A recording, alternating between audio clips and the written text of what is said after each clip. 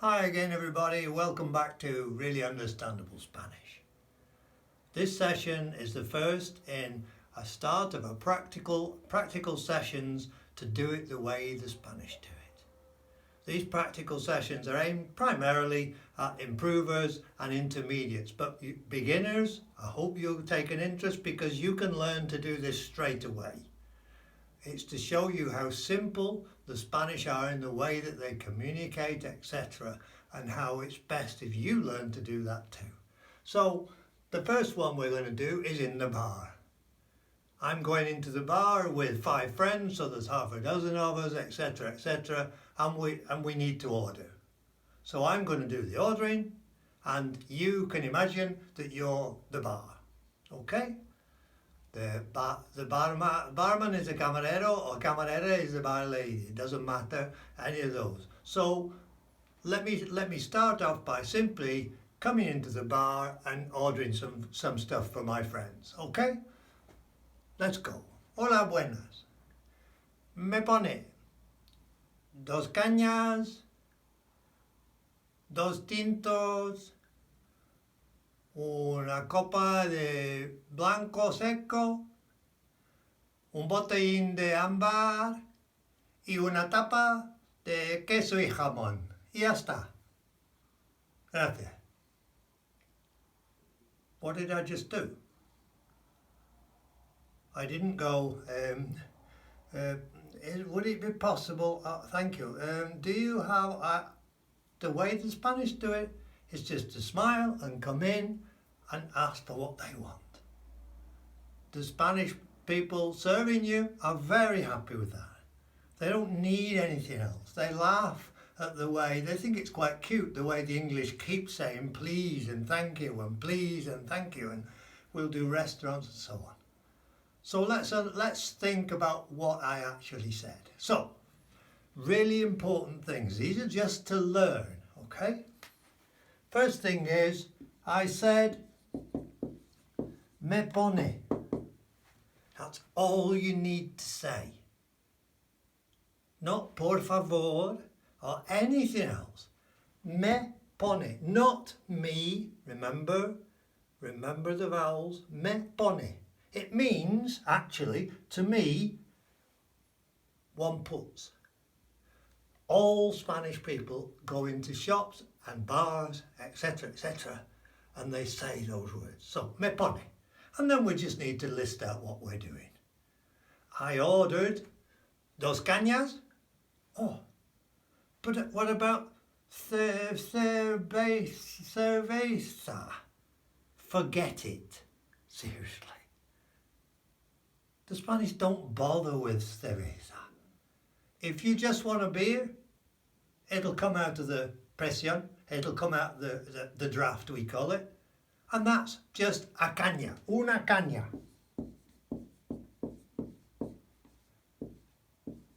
It's got the tilde on, una caña. Just ask for a caña, 2 cañas. No, not por favor, puedes ponerme 2 cervezas. No point, no need to do it. Okay, so 2 cañas. The other beer I ordered was un botellín. Oh, remember the pronunciation? Un botellín. That's a small bottle. If you want to order a small bottle, don't mention beer, just mention the name. Okay? I asked for un botellín de ámbar because I like the red labelled ámbar in a small bottle, and I drink it out of the bottle because it slows it down and I enjoy it. So I've asked for I haven't mentioned cerveza. Most of the time I'll just simply say un ámbar rojo. Rojo is red. So if you want a bottle, ask for botellín. It's little bottle. Bottle is botella, but that's like a bottle of wine. Bottle of beer is a botellín. There you go. So we've got that. Okay, so we've ordered All we've done is said, hola buenas, me pone dos cañas y un botellín de ámbar. The guy's happy, the lady's happy, they're sorting it out. I want some wine. Okay. Tinto is red wine. You won't be offered in Spain a selection to choose from. You can do if you want. The house wine, whatever they have, is always drinkable, and I've been here 20 years. So I like red wine. I've chased red wine around the world, to be honest, through Australia and all over the place. And it's always perfectly drinkable. So, tinto, that is red wine. Blanco is white wine. You can say vino tinto or vino blanco, that's fine. You want to do that, that's not a problem. You're just adding more stress to yourself, but that's if you want to do it the exact way, the exam way, that's fine. All the Spanish do is dos tintos. I'm ordering for five other people, okay? I'm ordering for them. Dos tintos y un blanco. And the blanco is, one person particularly wanted a dry one. That's just seco. But most Spanish white wines are perfectly acceptable as well. There's not really anything to argue about.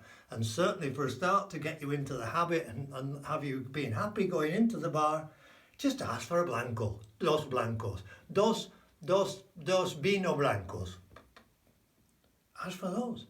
If you're on your own, you will normally say vino blanco, but when you're ordering for 5 or 6, the person behind the bar is happy. They know what you want. Okay. So what else did we order? We've got cañas, a botellín, dos tintos, un blanco seco, and we want something to nibble. Something to nibble. So I've ordered una tapa de jamón y queso. Una tapa will do. Let's go tapa, yeah, as another session. Una tapa is a lid. It puts a lid on your hunger. It's something to nibble, yeah. Jamón, we've said that one before. Jamón is Spanish ham. Queso is cheese. So the person behind the bar will know how many you are. If you're 5 or 6, they'll bring a large plato. Plato is a plate, or maybe even 2 medium plates with sliced ham and cheese. That's fine. So all of that took me, when I ordered it, took me no time at all. I didn't have to listen to him or her saying anything, so that was fine. I could do that. I didn't stop and say por favor or gracias or what. And I said at the end, the person behind the bar will always say to you, algo más? Algo más? Because they're trying to serve you. Anything, algo is anything, más is more. Algo más? So you can expect to hear that. The way to get, you can even stop that happening, because when I finished it, this was my last thing that I said, una tapa de jamón y queso. So far we've had dos cañas, un botellín de ámbar, dos tintos, un blanco, una tapa de jamón y queso, y hasta. Ah, quick win. Y hasta. What does that mean? You've probably heard of hasta luego, which is not how you say it, but it's how English people say it. Hasta is until. So whenever you're ordering something, whenever you're asking for something, when you're in the vegetable shop or whatever, blah, blah, blah, they'll always say to you, algo más, because they're trying to serve you. And you simply say to them, ya está. That means until the next time. And until. You can still go back to the bar, and we'll talk briefly about that in a minute, but y está is a good way to say, okay? So, go through it again so you get used to the Hola, buenas. I say buenas because it's easy, and Spanish do it. They don't say buenos dias. That's hardly ever said. And they don't say buenas tardes. They just say, generally, from about 10 or 11 o'clock anyway, buenas. That's it. All you need to do. You're sounding really Spanish now. Buenas. Buenas noches. I don't think I've ever heard it in 20 years, except when people are actually going home. And even then, they'll usually say, hasta mañana. Adiós, hasta mañana. See you tomorrow. Until mañana is tomorrow, the morning. Okay? So, we're being Spanish. We're being Spanish, okay? So, let's just have a look now, quickly, at what the stuff comes in. Because if you're on your own, if I'm on my own, and I go in and I want a glass of red wine, I won't just say tinto. No. Remember, I was ordering for a thing. It's not wrong, but it's a little bit brusque, isn't it? I would simply go in and say, hola, buenas, me pone una copa de tinto. Una copa de tinto. Oh, okay. Me pone, we know, we're always going to say that. Una copa de tinto. De tinto. Una copa is like a cup. The Copa del Rey is a football championship. Yeah? Copa del Mundo is the World Cup. So we know what that is. That's one of these. As a copa. Actually, I don't say that. Because I prefer a flat glass. A flat wine glass. And that's of any shape or size. Un vaso. Un vaso. Think about a vase. Think of a vase.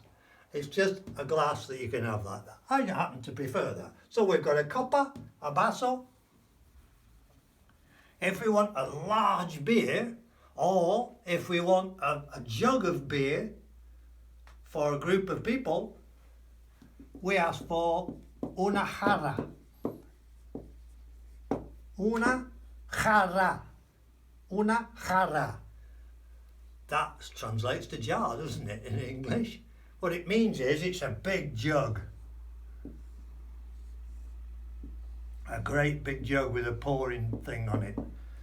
Usually, but in many places, if you want a large beer, like a pint pot, you can use jarra for that as well. If they're on your own, they'll know very well that you don't want a huge jug. So that means those two things. Normally, if you want a large beer, ask for una caña grande. They'll know. Okay? Una caña grande is a big beer. Normally, una caña comes in something, and it comes in all sorts of things, but it comes in something in that shape. The reason I'm mentioning that is caña actually means tube. So it's a sort of a tube glass. Now it just means a beer. Nobody ever says cerveza, it means a beer. But often now it'll come in one of these nicer sort of glasses with things on them and this and that and whatever. So say caña. Okay. So we've got sorted out. There's no problem at all. Let's say we're all thirsty and we want some more. Got to go through all that again. No. If there's 5 or 6 of you, you won't be stood at the bar. You'll be sat off to one side. And all you need to do is catch his eye and go, vuelta. That's it. He won't be insulted. He'll want to. sell you some more drinks. So, una vuelta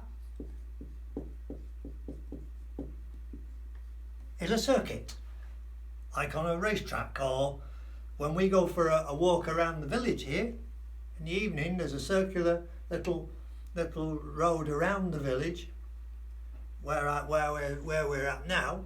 We call that da vuelta, to give a circuit. So una vuelta just means another round, mate, another round. He'll smile and say, bally, bally. Remember? You've seen some of the others, bally, bally, bally, bally. You can't even exist without bally. Bally means great, fine, within a minute, no problems. Okay? So, vuelta. Dead simple. Okay, the other things you can do in bars is have coffee. So, just very briefly, and we'll go through the cafe side soon, because you might also be ordering non-alcoholic stuff. Okay, so cafe, and let's stick on drinks for a sec. They're called non-alcoholic fizzy drinks, are normally called refrescos. But when you order them, you don't order them that way. What you do is just like the beer in the bottle. I would ask for, let's say, Fanta Limon. Fanta Limon. That's a can of Fanta, fizzy Fanta, that's fine. Or una Coca-Cola. They're all called generally refrescos because they're supposedly refreshing. So if you want anything other than that, other than alcoholic drinks, then the name of them, etc. Also, you can ask for zumo naranja. Zumo naranja. Naranja is orange. Zumo is juice. In South America, they say jugo instead, same thing. And just to make sure that they don't bring you one of these cans of treated orange, just say it finishes in AL, so it's going to be the same word.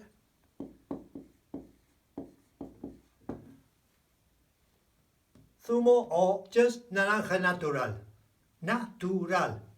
Natural. See? So, simple. Okay.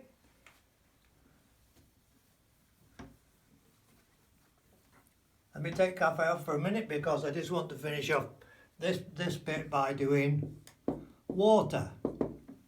Agua. Listen. It is not agua. Agua. Remember me saying the r is a r. It's a r. A r. Not a g. It's not Germanic. It's r. Agua. Okay? So you can ask for a bottle of water. Can you remember what the bottle was with Amber? Yeah? Botellín de agua. That's a small bottle, personal bottle of water. And you've got two choices.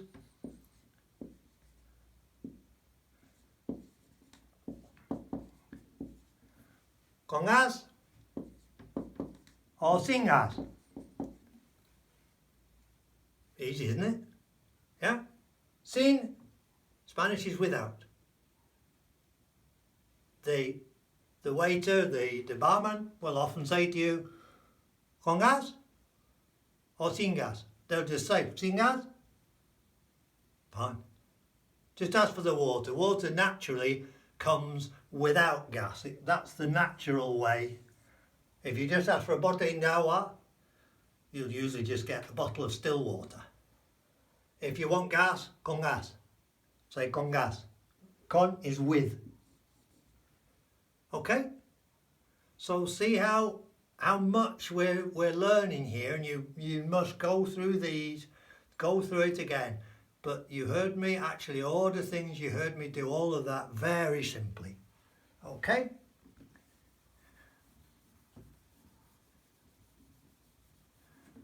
Let's do cafe. You don't have to go in a cafeteria to get coffee. Remember, Spanish bars are social centres.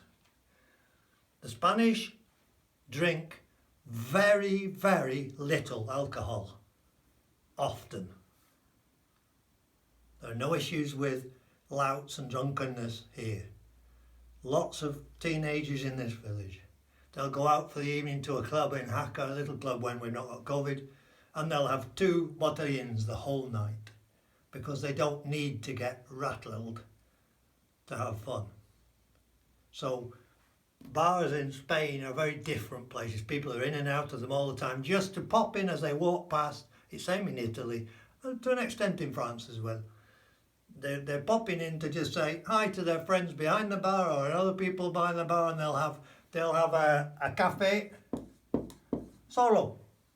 Solo, probably easy, isn't it? Solo means alone. Yo estoy solo aquí. I'm alone here. Okay? Cafe solo. If you want a little bit of a nip in it, a whiskey, you say con chupito. A chupito, chupa is to suck. Some of you may know that the Spanish lollies are all called chupa chup. That means suck a suck. Con chupito, a chupito is just a little addition of some whiskey in it, or some brandy in it, or some rum in it, or whatever. And you can talk about that. We won't go through all those names because this little session is really just to get you into the basics. So just while we're on the cafe, solo, con chupito, in brackets, solo. If you want some milk in it, but not completely milky, some hot milk, it's called un cortado. Un cortado. Cortado. In this part of Spain, we say cortado, but that's because I speak Aragonese, which is just an accent, and there are scores like there are in England. Cortado, yeah, and a full milky coffee, I'm sure you'll know this, is con leche. La leche is milk. Con is with. Cortado, cortar is to cut. So un café cortado is half the amount of milk of a café con leche. And that is the most drunk coffee in Spain. Lots of people drink all the different ones. This is quite rare, not rare, but this is unusual. Café con leche. So there's the coffee. So we've covered an immense amount of ground very quickly. What I'd like you to do, and what you need to do for your own sake, is to go back through this, be Spanish in the bar, listen to what I'm saying, look at what I'm writing. The basic process is very, very simple. And the same happens when you go buy vegetables. You go into the butcher's, we'll do those. We're going to a restaurant, we'll do all of that, etc., etc., etc. But now, be happy that I've walked in, you're the barman, and I've said, hola, buenas, me pone 2 cañas, un botellín de ámbar, 2 tintos, un blanco seco, y una tapa de jamón y queso. How long did that take?